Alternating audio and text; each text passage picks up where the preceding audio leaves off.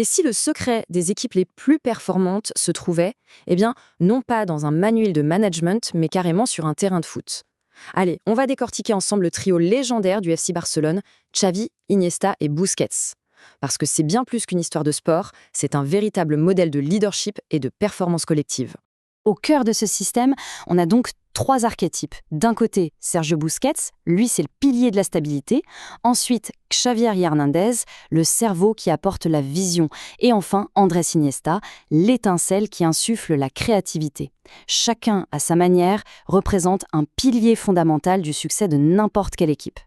Voilà comment on va décortiquer leur génie. D'abord, on va analyser chaque rôle individuellement, pour ensuite voir comment leur combinaison a créé une formule tout simplement inarrêtable. On commence par celui qui est peut-être le moins spectaculaire, mais qui est absolument essentiel, Sergio Busquets. C'est l'élément fondateur de l'équipe.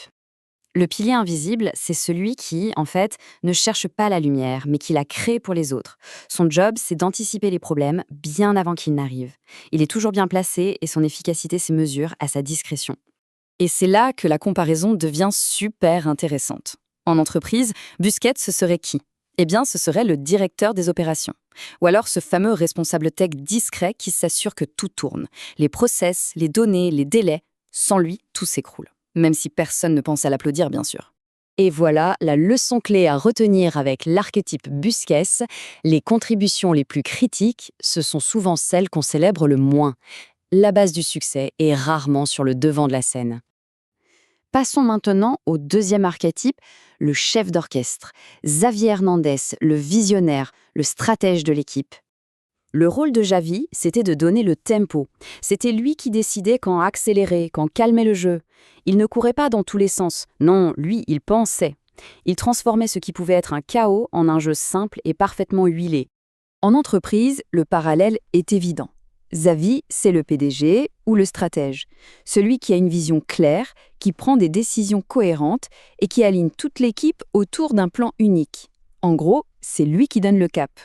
C'est exactement ça, la clé du leadership selon Xavi. L'efficacité, elle ne vient pas de l'agitation, mais de la clarté de la pensée. La vision avant l'action désordonnée.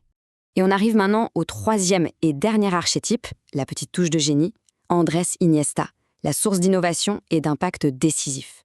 Iniesta, lui, c'était l'imprévisible. Quand le système semblait coincé, quand les adversaires pensaient avoir trouvé la solution, c'est lui qui sortait une solution de nulle part. Il n'apportait pas seulement la différence, il apportait l'émotion. Dans un projet, l'archétype d'Iniesta, ça correspond à tous les rôles qui apportent cet avantage concurrentiel. C'est le créatif, l'équipe produit, le marketing ou l'UX qui va trouver l'idée qui fera toute la différence sur le marché. Le principe fondamental ici, c'est que la vraie créativité, ça ne se force pas. Elle s'épanouit dans un environnement de confiance, d'autonomie, un endroit où on a la liberté d'essayer et parfois, oui, de se tromper. Bon, maintenant qu'on a vu toutes les pièces du puzzle, il est temps de les assembler. On va s'intéresser à la synergie qui a rendu ce trio absolument unique. La question est simple, c'est vrai, mais la réponse est profonde. Qu'est-ce qui a bien pu transformer 3 joueurs exceptionnels en une force collective historique ? Alors, c'est quoi les ingrédients de cette magie ? Premièrement, une absence totale d'ego. Chacun connaissait et acceptait son rôle. Ensuite, un principe de base. Le collectif est toujours plus fort que la somme des individus. Et enfin, le ciment qui liait tout ça, une vision et une culture commune, qui ont été forgées depuis leur plus jeune âge à la Masia. Le point crucial, c'est qu'on peut vraiment en tirer un modèle pratique. Une équipe gagne quand ses fondations sont solides, à la Busquets, quand la vision est claire et partagée, à la Xavi, et enfin, quand la créativité a l'espace pour s'exprimer, comme pour Iniesta. C'est un plan d'action en 3 temps, tout simplement. Et pour finir, une question pour aller plus loin. Si on pense à n'importe quelle équipe, au travail ou ailleurs, il est intéressant de se demander quel profil manque. Est-ce que c'est la stabilité, la vision ou la créativité ? Parce que l'absence d'un seul de ces piliers peut suffire à fragiliser tout l'édifice. La réflexion est ouverte.